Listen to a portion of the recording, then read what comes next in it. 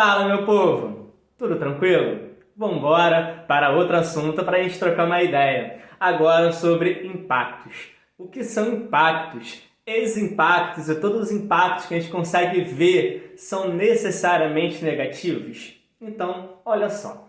Nem todo impacto vai ser relacionado a fatores negativos. Na maioria dos casos, sim, principalmente quando existe a ação da interferência humana. Mas vamos lá analisar cada caso. O que são impactos, primeiramente? Impactos são ações de alteração no meio ambiente. Então, qualquer alteração que fuja da normalidade, isso será um impacto. E como eu consigo perceber se esse impacto é positivo ou negativo? Como assim? Imagina, por exemplo, uma erupção vulcânica. Uma erupção vulcânica é uma ação natural. Ela vai causar impacto? Vai causar impacto. O abalo sísmico é uma ação natural? Também é uma ação natural. Vai causar impacto? Vai causar alteração no meio? Também vai. Então, isso são exemplos de impactos que são naturais. No caso do vulcanismo, ele pode resultar na formação de um solo com maior fertilidade. Então, nem todo impacto terá ações puramente negativas. Mas temos aqui a gente para causar uma intensificação maior nesses impactos. Então, quando existe ali, na maior parte dos casos, a presença, a ação humana intensificando os impactos, aí sim eu posso perceber ações e efeitos negativos. Bacana! Se você quer fazer arquitetura, engenharia, muito possivelmente no seu futuro profissional, você vai se ver de frente com um documento chamado EIA ou RIMA. O que é o EIA? É um estudo de impacto ambiental. E o que é o RIMA? É um relatório de impacto ao meio ambiente. Esse relatório ele vai ser elaborado sempre que você fizer um empreendimento, a construção de alguma coisa. Vamos pensar, por exemplo, na construção de uma usina hidrelétrica. A usina hidrelétrica ela pode causar ações e impactos positivos, ações e impactos negativos. Vamos dar exemplos aí de impactos positivos que uma usina hidrelétrica pode causar. Vamos lá. Ela pode gerar emprego, ela vai gerar mais energia, ela vai fazer com que a economia daquela região se movimente melhor. Isso são ações positivas, impactos positivos derivados da construção de uma usina hidrelétrica. E vamos lá agora, impactos negativos relacionados a esse empreendimento. A gente pode falar que você vai ter desmatamento, inundação de determinadas regiões, populações periféricas, ribeirinhas que acabam sendo obrigadas a se deslocar. Todas essas são ações que vão intensificar diretamente, e isso são efeitos negativos. Ao longo da história, com desenvolvimento tecnológico, com desenvolvimento industrial, esses impactos foram ficando cada vez mais acelerados. Exemplo, impactos em rios, impactos no oceano. Ele sempre existiu, mas por causa do advento e por causa da chegada da industrialização, esse material que agora a gente está despejando nos rios e nos mares, eles têm uma capacidade cada vez menor de ser biodegradável, ou seja, ele vai demorar muito mais tempo para se decompor. Então, se ele vai demorar muito mais tempo para se decompor, significa que as nossas ações vão intensificando cada vez maior, de forma cada vez mais drástica nesse processo. Então, a industrialização acaba acelerando todo esse processo de impacto. Então, se a gente pegar um recorte histórico de pré-industrialização e pós-industrialização, te garanto que esses impactos vão se tornando cada vez mais acelerados. Bacana? Vamos focar aqui em impactos climáticos. Isso cai bastante para vocês. Então vamos lá, pegando cada caso, como isso pode ser natural, como pode ser agravado pela ação humana. O primeiro, uma ação chamada inversão térmica. O que é a inversão térmica? É uma ação, é um fator natural, acontece em todo lugar. Como isso vai acontecer naturalmente? No período de inverno, existe uma troca de calor. Por quê? Existe uma chegada mais intensa de massas frias. A massa fria ela é mais densa, Então significa que ela vai ficar concentrada e estacionada por muito mais tempo próximo à superfície. Saca quando você acorda de manhã, meio mal-humorado, porque ninguém gosta de acordar de manhãzinha, sai ali, né, não querendo dar bom dia pra ninguém. E aí você sai de casa frio, coloca o casaco, sai de casa, tal, cara de mal, cara de bolado. Vai chegando o final da manhã, vai chegando o início da tarde, você já começa a sentir um calorzinho. Aí você vai lá e tira o casaco. Aí vai chegando o final da tarde, você fica o dia todo fora de casa, porque você é um estudante, está ali concentrado na sua aprovação, só volta para casa à noite. E aí vai chegando a noite, você vai lá e, né, tá ficando friozinho novamente. Vou lá e coloco o casaco. Isso geralmente vai acontecendo no período de inverno. E por quê? Período de inverno, massa fria concentrada por muito mais tempo, a massa fria ela é mais densa, fica concentrada por muito mais tempo próximo à superfície, ela demora a dissipar, ela dissipa, mas ela demora a dissipar. Dissipa, se espalha, a massa quente aparece. Você sente calor, depois você tem ali o sol indo embora e novamente essa massa fria aparecendo. Significa que você está num processo natural e condicional da inversão térmica. Bacana! E como a gente pode agravar esse processo todo? Certamente, alguém que está me escutando agora sofre de rinite alérgica. E aí na rinite alérgica, quem tem sabe como é que é, eu sei como é que é, ela vai ficar muito mais atacada no período de inverno. E por quê? Porque é quando você tem o lançamento de poluição para a atmosfera.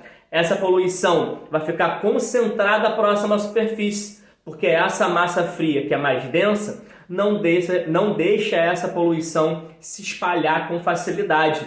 Então é como se você pegasse uma imagem aérea da cidade e você vê de manhã aquela camada cinzenta se formando próxima à superfície. Essa é uma condição de inversão térmica. Então, agravado pela ação humana, você tem ali o lançamento de poluição e esse lançamento de poluição fica concentrado por muito mais tempo próximo à superfície, porque essa camada fria não deixa essa camada de poluição se dissipar com mais facilidade. Ela vai se espalhando ao longo do dia, ao longo da manhã, mas ela demora muito mais a se espalhar. Beleza? Isso é inversão térmica e lembra, quando aparecer numa questão, alguma dicasinha, onde isso vai acontecer com maior facilidade no período de inverno, já fica com a orelha em pé, porque muito possivelmente a questão está falando para você sobre a inversão térmica. Beleza? Outro impacto climático, ilhas de calor.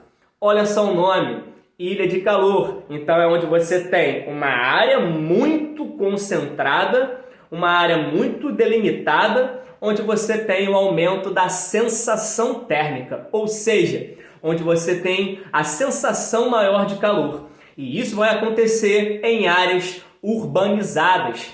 Pensa comigo, por que principalmente em áreas urbanizadas é onde eu tenho esse aumento da sensação térmica? É porque eu tenho ali vários fatores que vão contribuir para esse aumento da temperatura, para esse aumento de sensação de temperatura maior que você vai sentir.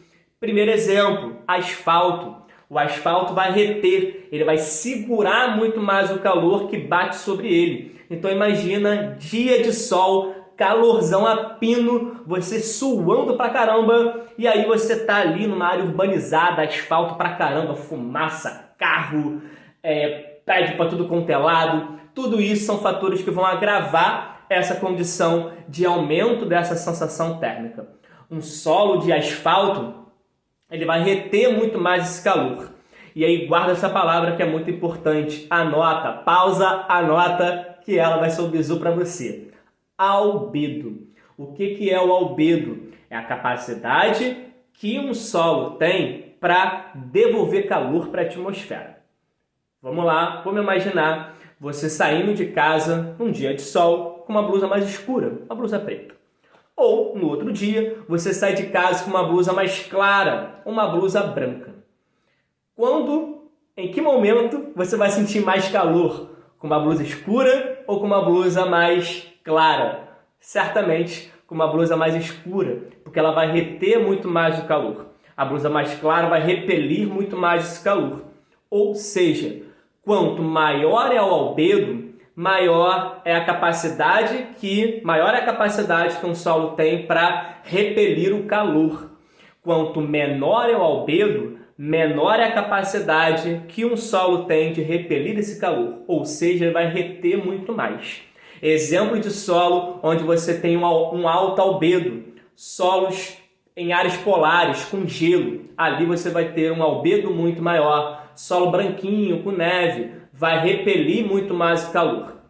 Bacana, suave, então isso é o albedo. E ela está relacionada diretamente à formação das ilhas de calor. Então, ilha de calor vai acontecer numa área urbanizada, numa área onde você tem um aumento da sensação térmica, por causa do asfalto, por causa dos prédios que evita a circulação de vento, por causa de espelhos nos prédios que vão refletir esse calor direto num ponto específico, e já teve até casos de carro que derreteu por causa do reflexo dos vidros ali do sol. Isso é o que bate em você durante o dia quando você sai de casa. Isso é a ilha de calor. Beleza? Outro caso, efeito estufa. O efeito estufa é uma ação natural, mas ela vai sendo agravada, intensificada pela ação humana. E como a gente vai intensificar os efeitos do efeito estufa? Vamos lá primeiro analisar o natural. O que é o efeito estufa? Entrada de radiação na Terra, entrada de radiação na superfície. A radiação chega na superfície, aquece, os gases que existem aqui na atmosfera retém parte desse calor e depois esse calor é irradiado para a atmosfera. Bacana? Esse calor que vai ser seguro pela atmosfera é o calor que vai fazer com que você tenha a manutenção da vida. Então é importante, mas como a gente vai intensificar esse processo? De novo, entrada de radiação, entrada desse sol, entrada da radiação.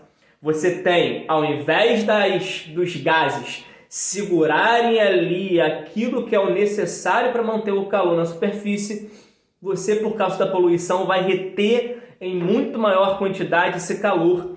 Esse calor que deveria ser irradiado, devolvido, não é. Essa camada de poluição vai reter esse calor que deveria retornar para a atmosfera. Ou seja, você tem um aumento da temperatura. Isso é o agravado pela ação humana. Bacana? Então a gente acabou de ver inversão térmica, ilhas de calor e agora a gente viu efeito estufa. Tem mais? Tem mais. Tem uma parada chamada chuva ácida. O que é a chuva ácida? É quando rola a redução do pH da água da chuva.